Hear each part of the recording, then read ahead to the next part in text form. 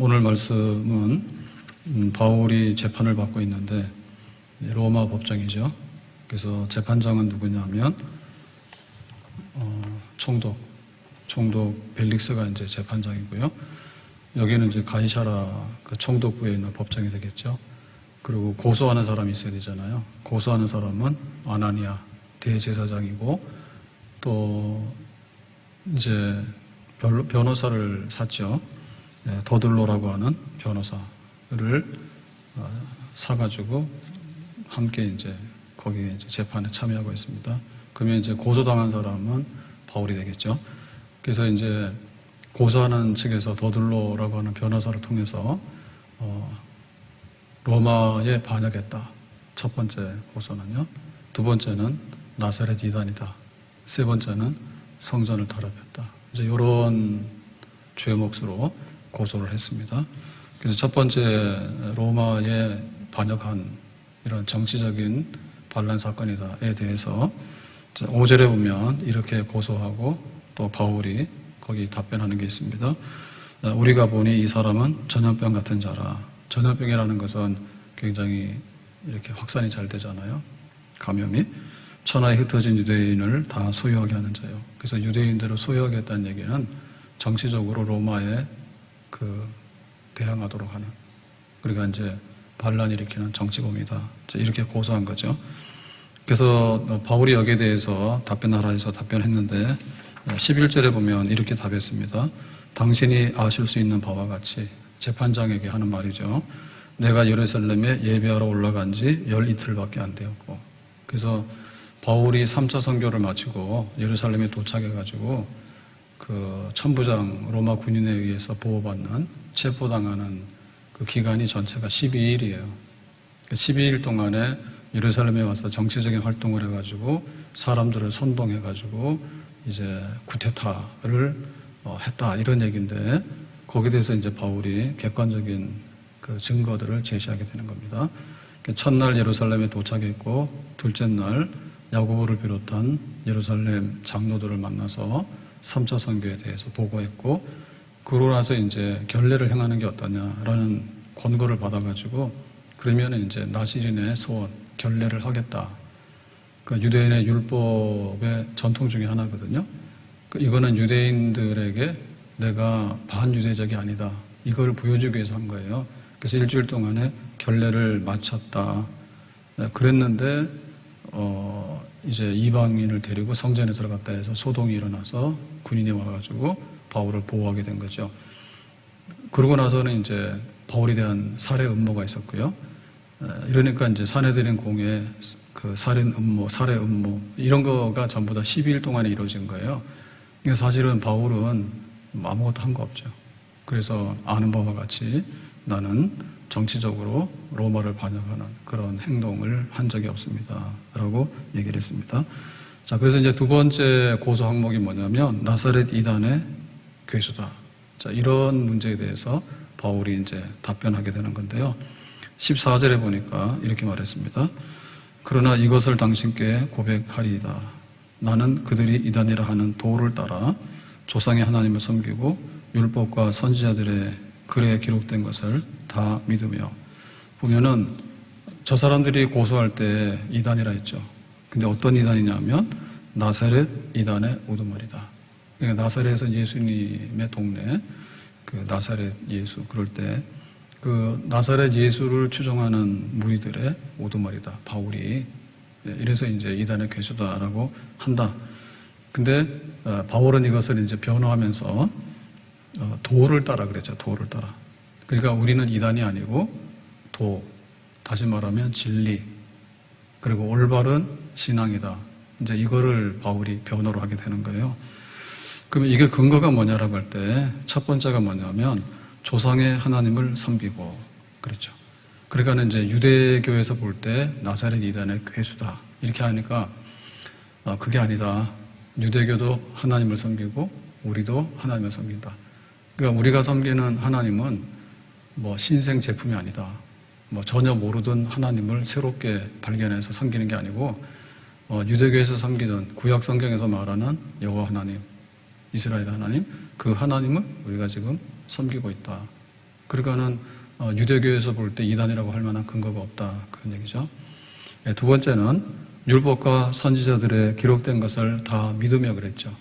그래서 율법과 선지자들의 글이라고 하는 것은 모세오경하고 선지서들.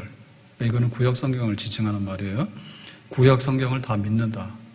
그러니까 유대교도 구약 성경을 다 믿죠. 율법과 선지자를 믿거든요. 그러니까 우리도 율법과 선지자, 구약 성경을 우리도 믿는다 그 말이에요. 그래서 지금 여기서 바울이 변호하는 내용은 유대교하고 이단 다르다고 얘기를 하는데 사실상 뿌리가 같다 얘기죠. 그러니까는 이질적인 게 아니고 연속적인 거죠. 유대교가 섬기는 하나님, 또 유대교가 구약의 성경을 믿는 그 믿음. 그러니까 우리도 하나님을 섬기고 우리도 구약 성경을 그대로 믿고 있다라고 하니까 유대교하고 다를 게 없다. 동일하다. 네, 그리고 그 연장선 속에 있다라고 하는 겁니다. 그러니까 이단도 아니고 변절자도 아니다. 배신자도 아니다. 예배와 믿음과 소망과 목표 이런 것들이 유대교나 우리나 별 다를 바가 없다 그러죠. 근데 여기서 차이가 있다면 어떤 차이가 있는가 하면 그 율법과 선지자들이 얘기하는 게 뭐냐면 메시아거든요. 하나님의 구원자란 말이에요. 그래서 하나님의 구원자가 누구냐라고 할 때 지금 바울은 예수가 그리스도다. 예수가 메시아고 예수가 구원자다라고 이제 믿었잖아요. 그러니까 그 차이가 있는데 그 차이는 유대교가 옳고 기독교가 지금 잘못된 게 아니고 유대교는 그 구약에서 말하는 메시아, 하나님의 언약의 실체, 하나님의 언약이 이제 이루어진 거를 눈이 감격하지 아직도 보지 못한다. 근데 우리는 예수가 메시아라, 예수가 그리스도라고 하는 확실한 증거, 믿음을 가지고 있다. 그런 차이가 있는 거죠.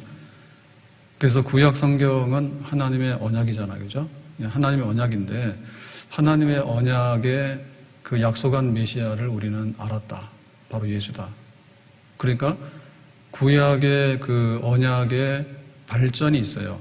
그 발전이 있는데 성취가 있죠.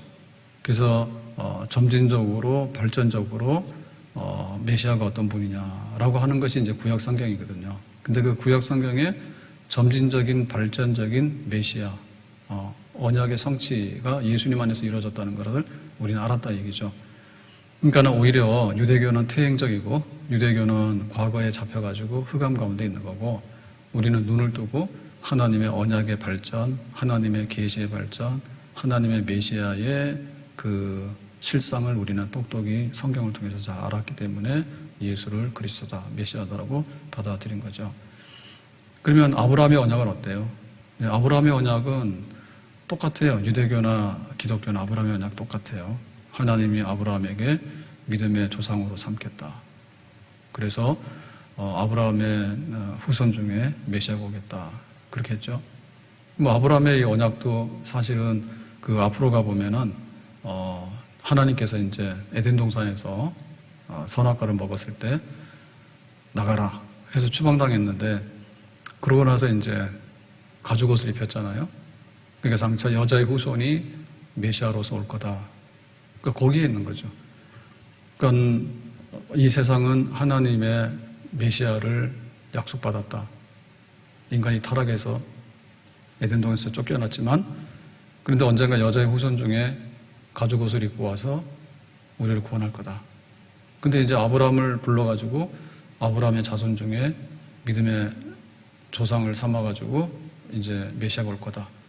그리고 이제 모세 시대로 가면 어땠습니까? 모세 시대로 가면 그 모세와의 언약이 있죠. 6월절 날 어린 양의 피를 문설주에 발라라. 그러면 믿는 자에게 사망의 천사가 들어가지 못한다. 그래서 모세에게 약속한 게 있는데 그거를 믿으니까 사망의 천사들이 들어오지 않아서 이스라엘 백성들은 죽지 않았죠. 그래서 이제 애굽을 떠나잖아요. 그리고 이제 시내산에 와가지고 그 언약식을 거행을 하죠. 그래서 그 피를 가지고서 이 피로 맺은 언약의 백성이다. 하나님과 이스라엘 백성 사이에. 그래서 하나님을 잘 섬기며 내가 너희들을 책임지고 또 하나님 백성이 잘 하나님을 섬기면 하나님이 그 백성을 책임지고 모세를 그 중보자로 삼아가지고 하나님과 하나님 백성은 피로 맺은 언약의 백성이다라고 하는 것을 보여주잖아요. 네, 그러고 나서 이제 다윗 시대로 가게 되면 다윗의 집은 영원히 멸망하지 않을 거다. 그래서 다윗이 신기하게도 성전을 짓겠다, 하나님의 집을 짓겠다 그랬죠. 그랬더니 됐다, 솔로몬이 지을 거다. 그런데 내가 너를 위해서 영원한 집을, 그러니까 다윗의 집은 영원토록 멸망하지 않을 거다.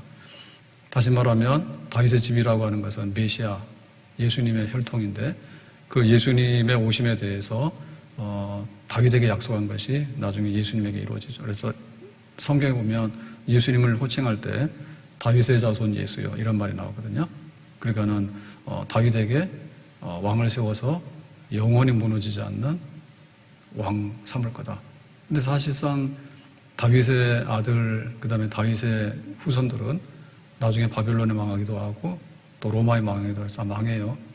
근데 이제 진짜 다윗의 자손은 하나님의 아들 예수님이잖아. 그러니까는 예수님이 세운 왕국은 영원할 거다. 그런 약속을 하죠. 그래서 이제 그 아브라함에게 한 약속, 또 다윗에게 한 약속, 그리고 이제 예레미야 선지자한테 얘기를 하잖아요. 내가 이제 새로운 언약을 세우는데 이 새로운 언약은 이렇게 문서로 한 게 아니고, 그 당시에 문서라고 하는 것은 돌에다 새기는 거잖아요. 그죠? 돌에다 새기면 그래도 이게 나중에는 마모가 되고 지워지잖아요. 그러니까 너희 마음에다가 내가 새 언약을 세울 거다. 그래서 그 예레미야에게 새 언약이 임할 거다. 그런 약속을 했는데 예수님께서 이제 제자들하고 이렇게 지내다가 마지막에 예수님의 생애는 뭡니까? 그 언약을 성취하는 생애잖아요. 그죠? 네, 언약을 성취하는. 그러니까 여자의 후손으로 오셨고, 그 다음에 예수님께서 이사야 선지자가 얘기했던 대로 고난의 종, 우리의 허물을, 그가 찔림은 우리의 허물을 인하며 그가 상은 우리의 죄악을 인하며, 그래서 세상 죄를 지고 온 하나님의 어린 양으로서 이 땅에 오셨잖아. 그래서 예수님께서 그런 삶을 사시다가 이제 마지막에 제자들하고 그 만찬의 자리에서 6월절 만찬을 하시면서 포도주를 마시잖아요. 그리고 떡을 떼면서 이거는 내 몸이고 이건 내 피다. 그러니까 나하고 먹고 마시는 자는 영생에 이를 거다라고 하는 그런 6월절 만찬은 그냥 밥 먹는 식사가 아니라 예수님과 예수님의 백성이, 하나님과 하나님의 백성이 예수님의 피 안에서 구약에 말했던 언약이 있죠. 그 에덴 동산에서 추방당할 때 여자의 후손이 온다. 가죽 옷을 입혀준다. 그 다음에 아브라함을 불러서 아브라함의 자손들에게 하나님 백성 되는 은혜를 준다. 그 다음에 다윗 시대에 피로 맺은 언약. 또 모세 시대, 그리고 다윗 시대에 와가지고 이제 흔들리지 않고 영원한 왕국, 하나님의 나라를 세운다. 예레미야에게 새 언약을 줄 것이다. 근데 이 새 언약이 예수님의 십자가에서 흘리는 세상죄를 지고 온 어린 양의 피로서 이제는 이루어지게 됐다. 그러니까 너희들이 내 피와 살을 먹고 마시는 자는 영생하게 돼서 하나님 자녀가 된다. 그러니까 그 언약이 있는데 이 언약이라는 것이 발전한다고 해요. 발전하고 이렇게 점진적으로 더 성취를 위해서 이렇게 성숙돼 나가는 거죠. 그래서 이게 성취가 되는 거죠. 그러니까 언약에서 얘기했던 구원의 마지막 실체가 바로 하나님께서 당신의 독생자를 보냈다. 말씀이 육신이 되어 우리 가운데 거하심에 우리가 그의 영광을 보니 아버지의 영광이요 독생자의 영광이더라. 그러니까는 이제 예수님 안에서 이 모든 구원이 이루어졌다라고 하는 것. 그거를 바울은 우리가 알게 됐고 예수님이 성취한 것을 우리가 알게 돼서 믿게 됐다.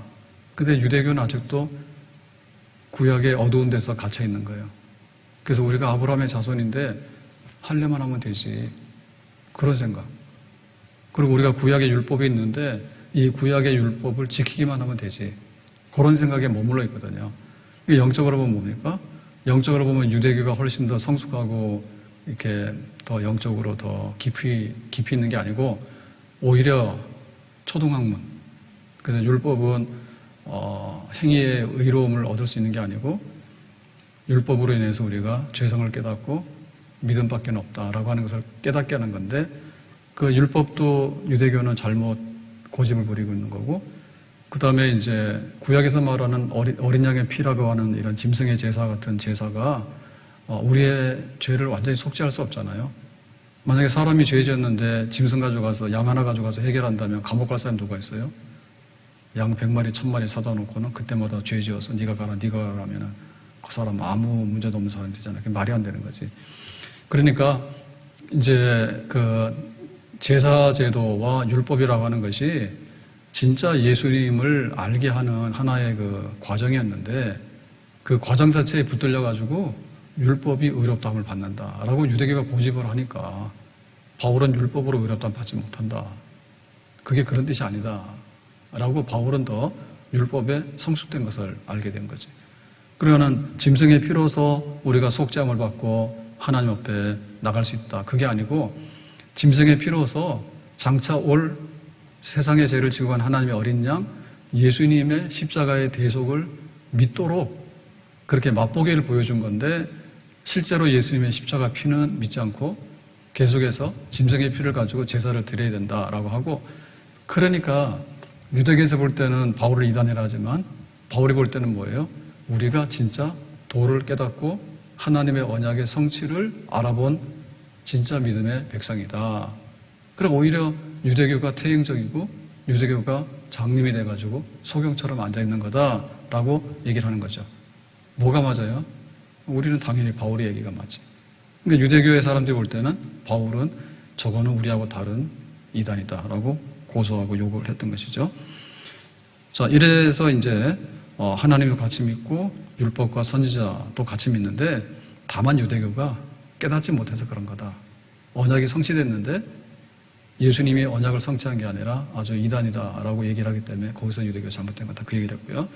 자, 그 다음에 이제 한 가지 더 나가서 15절에 이렇게 말하죠. 그들이 기다리는 바 하나님께 향한 소망을 나도 가졌으니 그들이라고 하는 것은 뭐냐면 구약의 유대교 이스라엘 백성 하나님께 대한 소망은 뭐냐면 부활에 대한 소망입니다. 그래서 유대교도 부활의 소망이 있어요. 근데 유대교 3대 종파가 있댔죠. 하나는 바리새파, 하나는 그 다음에 사두개파, 하나는 에센파인데 에센파는 금욕주의자들이니까 빼놓고요. 이 사두개파는 천사도 부활도 안 믿었어. 근데 유대교의 이 주류들은 바리새파거든요. 그러니까 바리새파들은 일반적인 성도의 부활을 믿어요. 성도의 부활을 믿어요. 그러니까는 몸이 다시 산다라고 하는 부활에 대한 신앙을 유대교는 가지고 있어. 그러니까 우리도 부활에 대한 소망을 똑같이 가지고 있다. 유대교하고 다를 바가 없다. 그죠?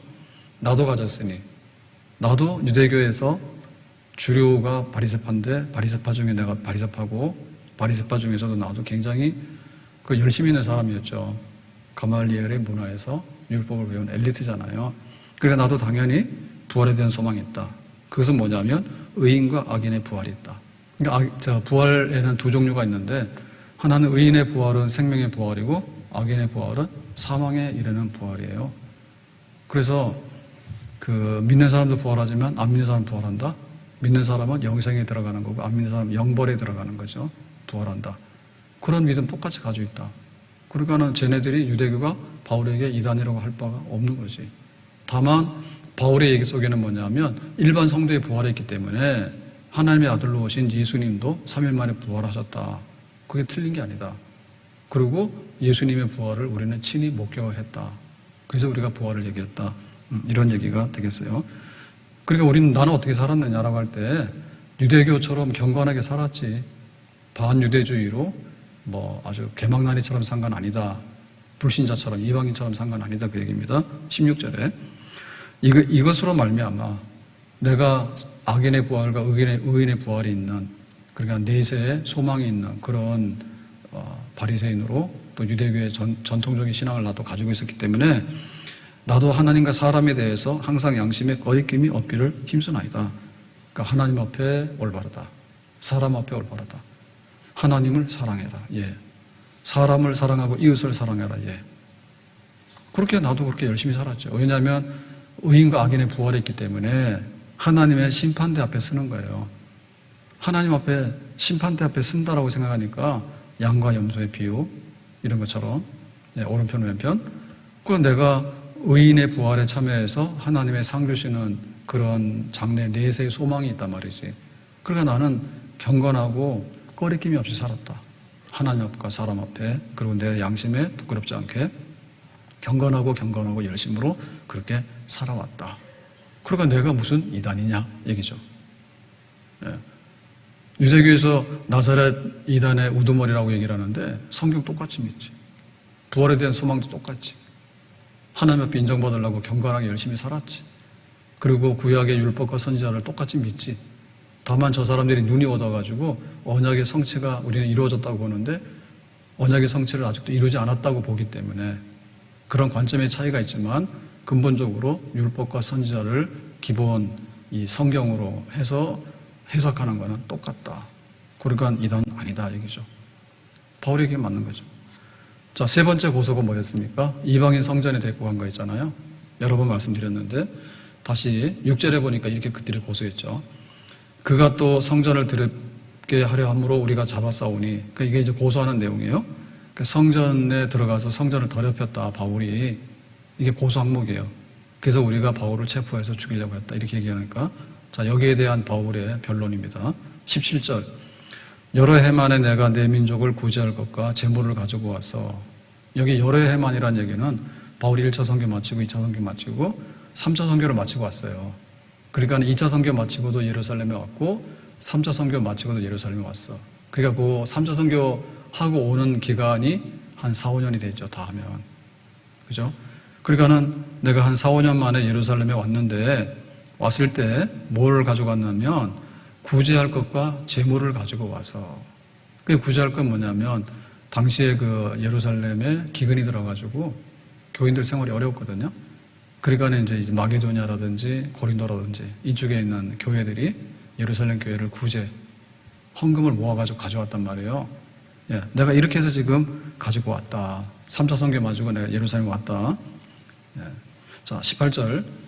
드리는 중에 내가 결례를 행하였고, 그래서 이제 예루살렘 도착하니까 유대인들이 좀 자꾸 바울에 대해서 안 좋은 얘기를 하니까 그 유대교를 파괴시킨다 이렇게 얘기를 하니까 유대교를 존중히 여긴다. 율법의 전통을 존중히 여긴다. 그래서 결례를 행하는 사람들이 있는데 결례를 하면 어떻게 했느냐. 좋다. 사실은 결례할 필요가 없거든요, 바울은. 그런데 일부러 유대인의 전통을 존중히 여긴다는 마음에서 다른 사람들이 결례를 할 때 바울이 비용까지 대서 거기에 참여를 해요. 다른 사람의 비용까지 대서. 그렇죠. 그래서 결례를 일주일 동안 한 거예요. 최소한의 결례 기간이 일주일이야. 일주일 끝났어. 그랬는데 모임도 없고 소동도 없이 성전에 있는 것을 그들이 보았나이다. 그러니까 바울은 하나님 앞에 나시린의 헌신을 해가지고 온전하게 일주일을 바친 거예요. 그래서 모임도 없고 사람을 만날 이유가 없지. 하나님 앞에 구별됐는데 가서 밥 먹고 돌아다니면서 뭐 막 놀러 다니고 이런 거 안 했죠. 소동도 없고 당연히 다른 사람들을 선동시켜가지고 뭐 다른 얘기 할 이유 없잖아요. 그냥 성전에 있었죠. 기도하고 근신하면서. 예, 그렇게 있어. 사람들이 다 알지. 바울이 조용히 일주일 동안의 결례를 행했다는 것을 사람들이 알죠.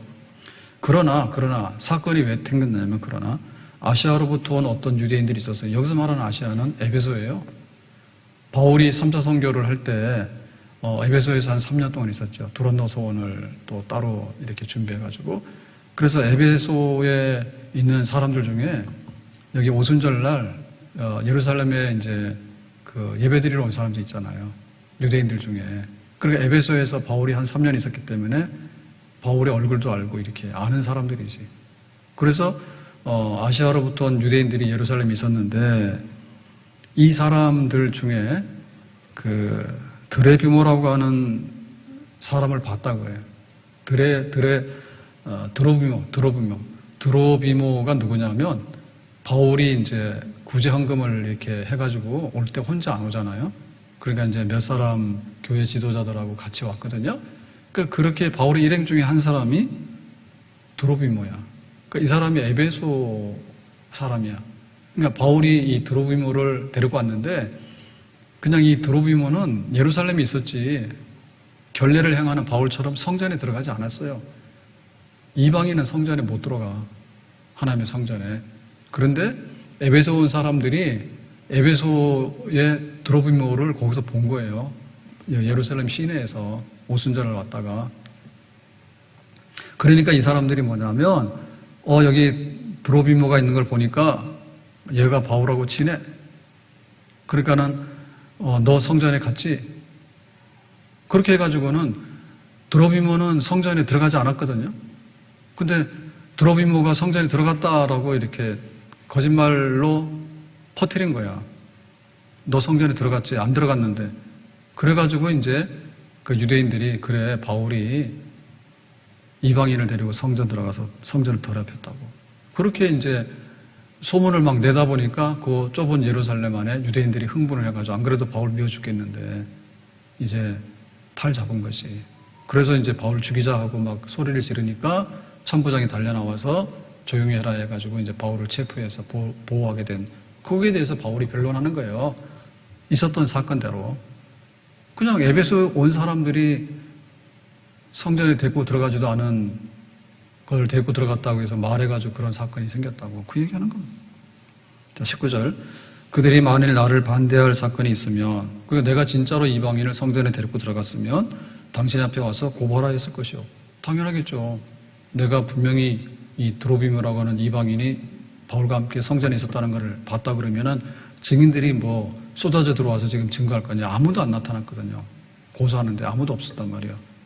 단지 그냥 헛소문 내가지고 소동을 일으켰다는 것 뿐이죠. 20절. 그렇지 않으면 이 사람들이 내가 공회 앞에 섰을 때에 무슨 옳지 않은 것을 보았는가 말하라 하소서. 바울이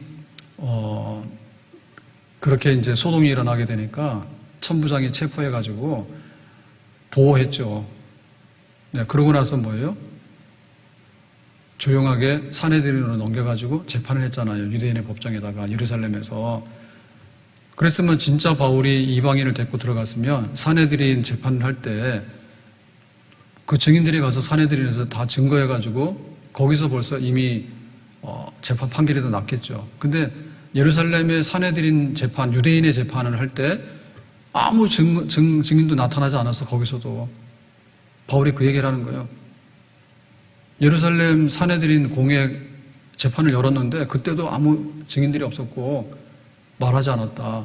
근데 지금 가이사랴에 와서 로마 재판을 받고 있는 거 아니에요? 총독 재판장이 돼가지고.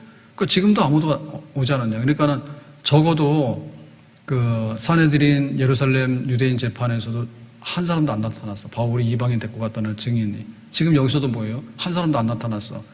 괜히 지금 이 아나니아라고 하는 대제사장하고 더둘로라고 하는 변호사를 사가지고 와서 바울을 그냥 이렇게 무고하게 어떻게 처벌하기 위해서 거짓 고소를 하고 있는 거지.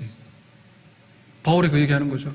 여기도 법정이고 예루살렘에서도 사내들도 법정인데 아무 증인도 없는데 고소하는 사람이 이방인 데리고 성전에 들어갔더래.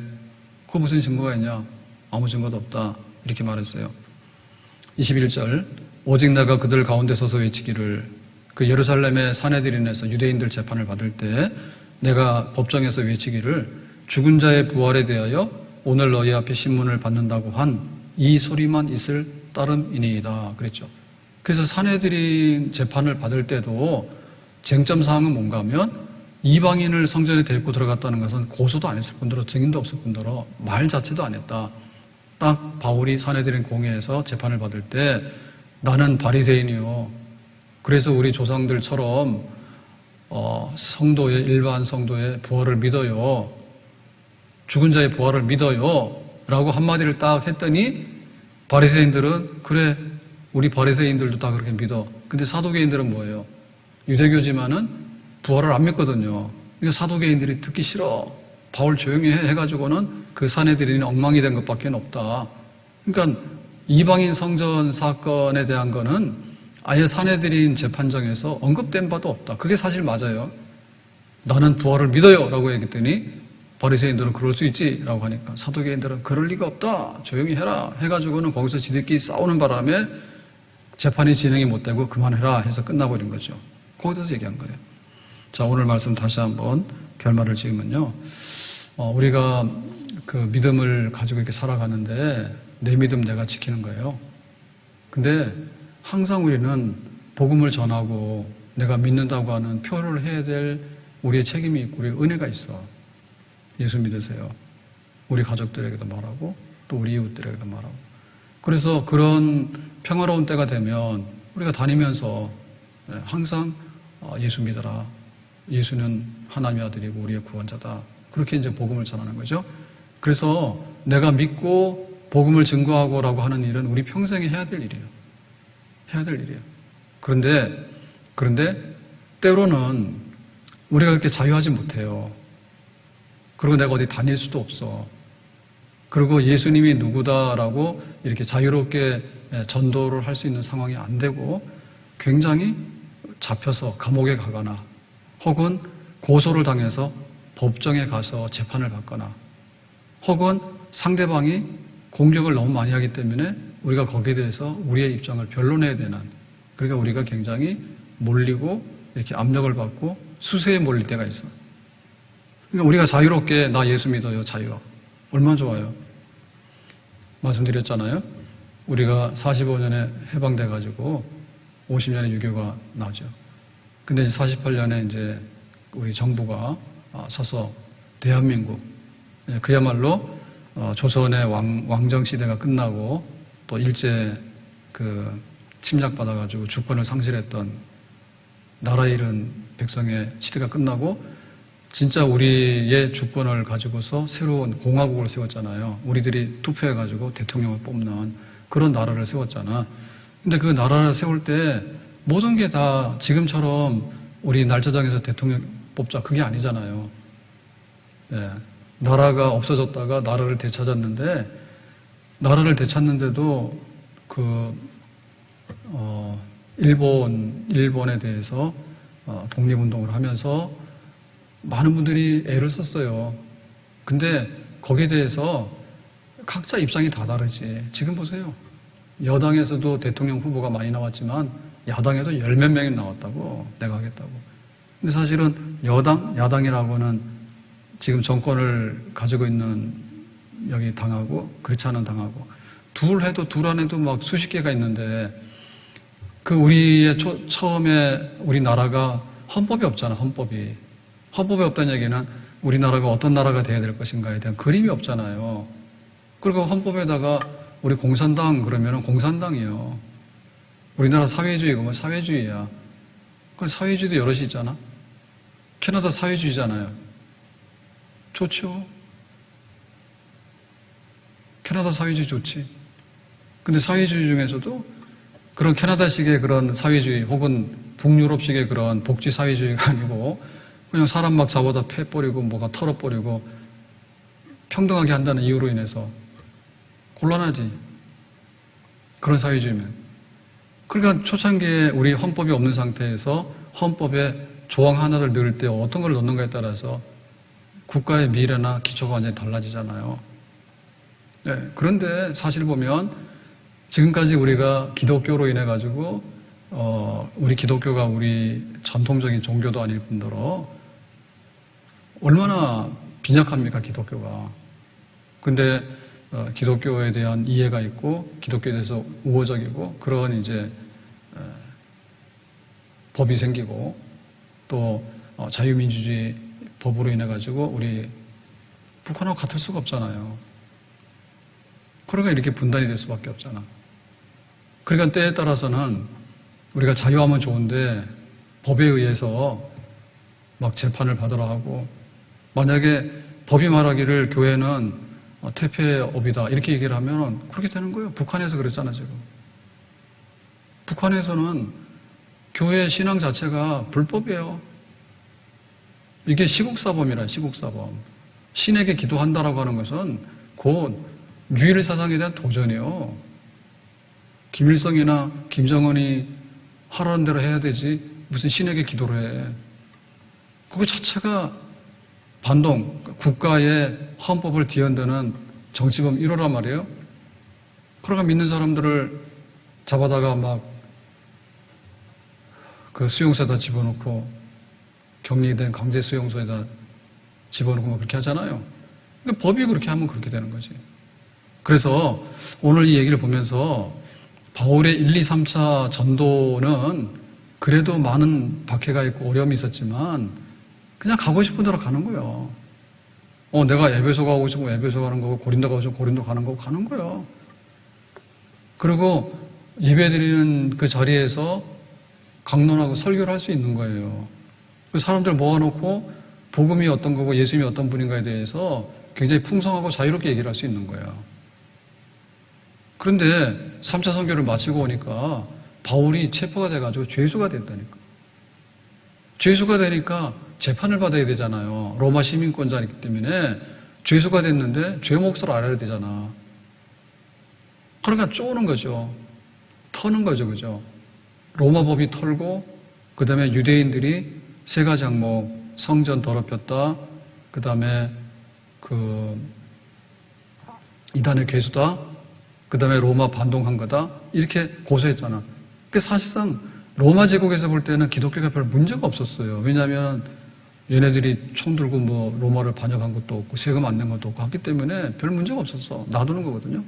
근데 이제 이 유대교가 그렇게 기독교를 못 살게 구는 거지. 그래서 바울이 이제 감옥에 가서 죄수가 됐잖아요. 자, 이럴 때 우리가 해야 되는 건 뭐냐면, 재판도 받아야 돼. 그리고 상대방이 고소해가지고 우리가 죄 몫이 죄가 있다라고 이렇게 혐의가 씌워지잖아요. 그럼 우리 혐의를 벗어야 돼.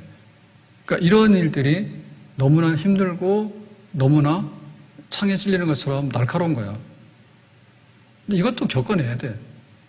그렇기 때문에 교회가 문제가 없다라고 하는 것이 밝혀지는 거죠.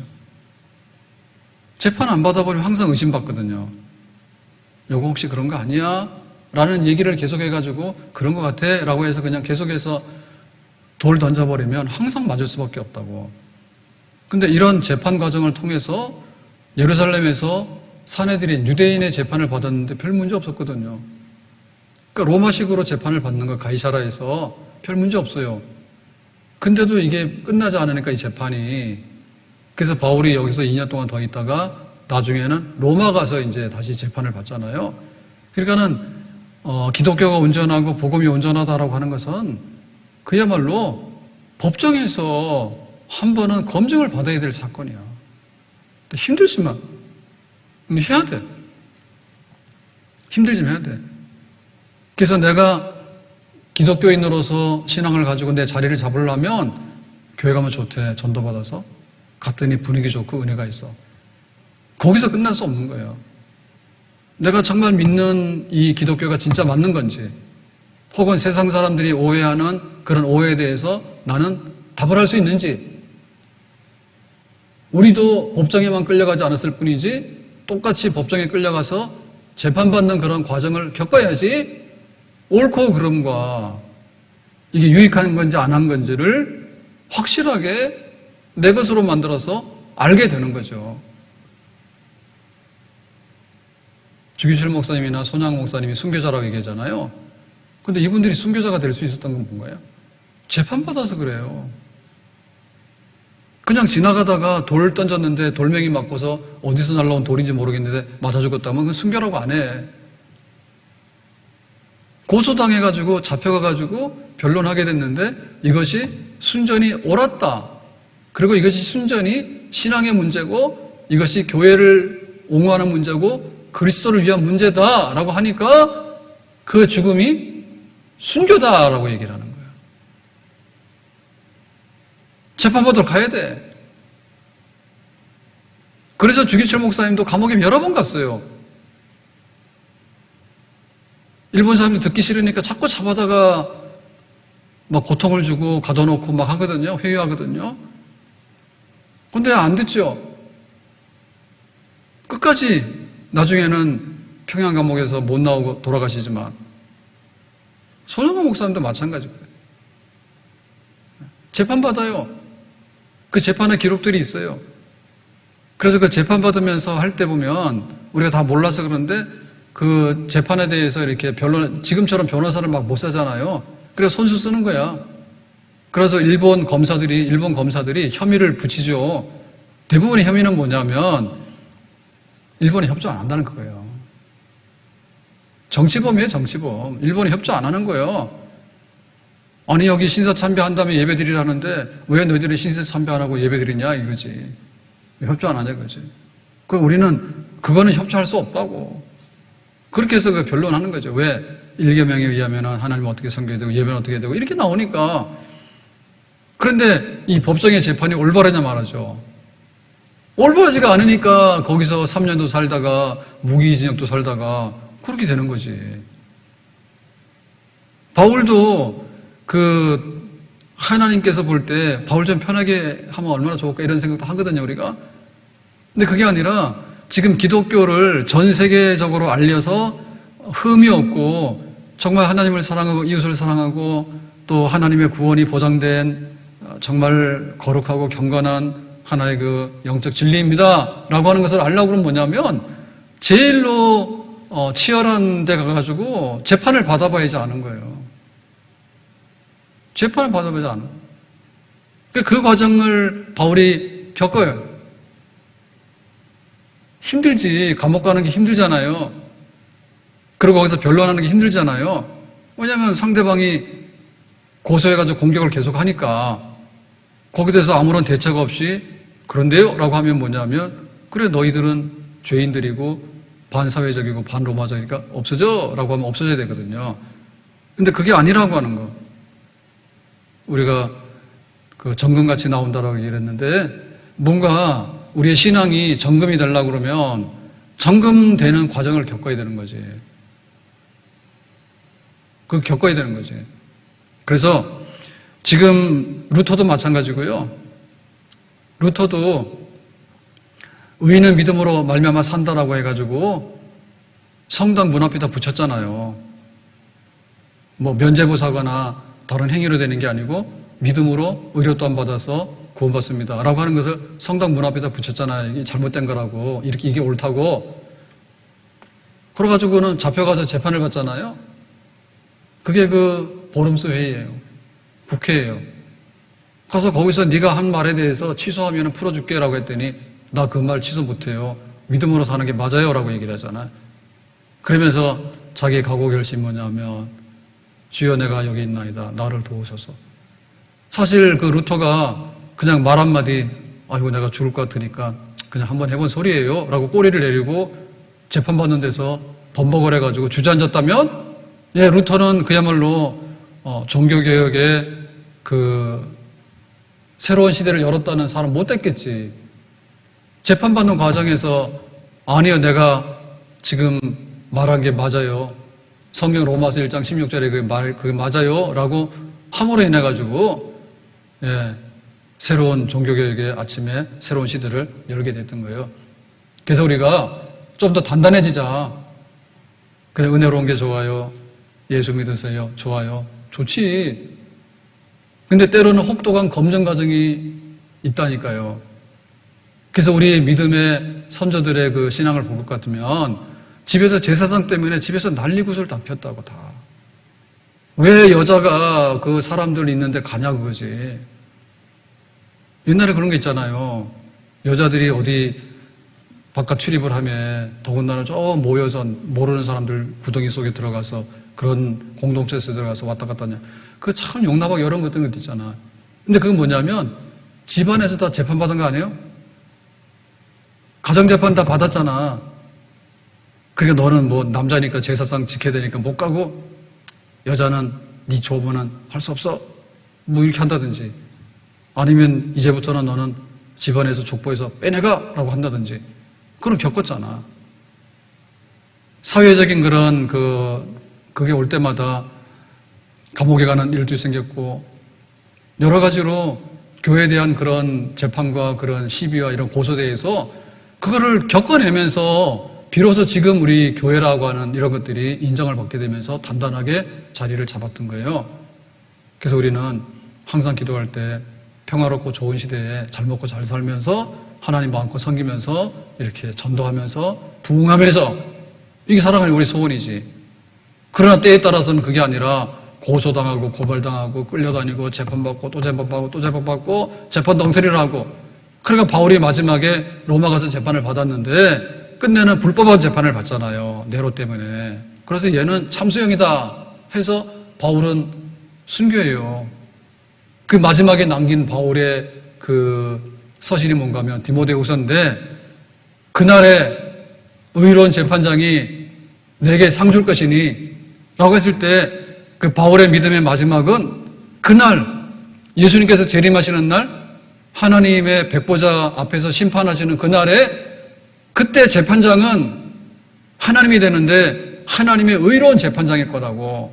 그래서 기독교 너 죽어. 바울은 그렇게 죽어갔지만 하나님께서는 의로와라고 그때 나에게 순교자의 상을 주실 것이다. 바울은 그 마지막 성경을 남기고 순교한 거예요. 그러니까 지금 세상 말로 말하면 법정 투쟁하다가 순교한 거예요. 법정 투쟁하다. 이것이 진리다. 이것이 구원이다. 이것이 로마의 해가 되지 않는다. 이것이 이 세상의 진정한 평화의 길이고 은혜의 길이다. 옳다.